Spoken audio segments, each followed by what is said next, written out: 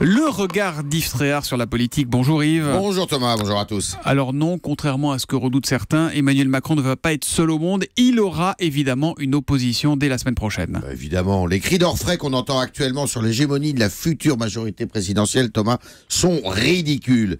Et ce n'est pas parce que droite et gauche devraient sortir en lambeaux du second tour des législatives qu'aucune opposition ne se fera entendre. Jamais sous la Ve République, jamais, l'opposition parlementaire n'a réussi à faire reculer un gouvernement sur un texte majeur. Sans remonter très loin, pas plus sur le passage aux 35 heures que sur le mariage pour tous, pas plus sur la réforme des retraites de Sarkozy en 2010 que sur celle du collège de Najat Vallaud-Belkacem. Nos institutions sont ainsi faites que l'Assemblée nationale est toujours aux mains de la majorité. C'est donc de celle-ci, de cette majorité, que le gouvernement et le chef de l'État doivent d'abord se méfier. Si je vous suis bien, vous dites que l'opposition, elle est toujours dans la majorité. Bien sûr, et Hollande, il est bien placé pour en parler, car ce sont les frondeurs internes à sa majorité qui l'ont empêché de réformer la déchéance de nationalité ou le code du travail comme il le voulait. Autre exemple, plus ancien, en 1975, la loi Giscard d'Estaing Veil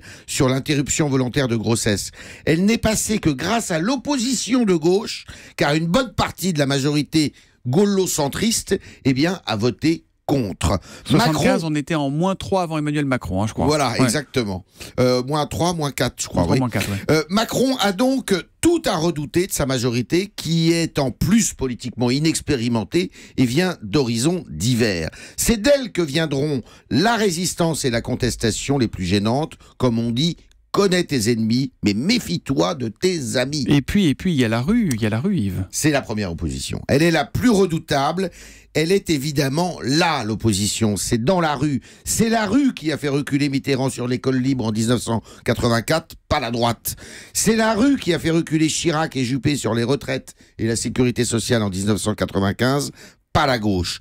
Or, Mitterrand, comme Chirac, pouvait pourtant compter sur une majorité parlementaire hégémonique, surtout Chirac, 470 députés UDF et RPR. Eh bien voilà, Macron, il sait maintenant où regarder.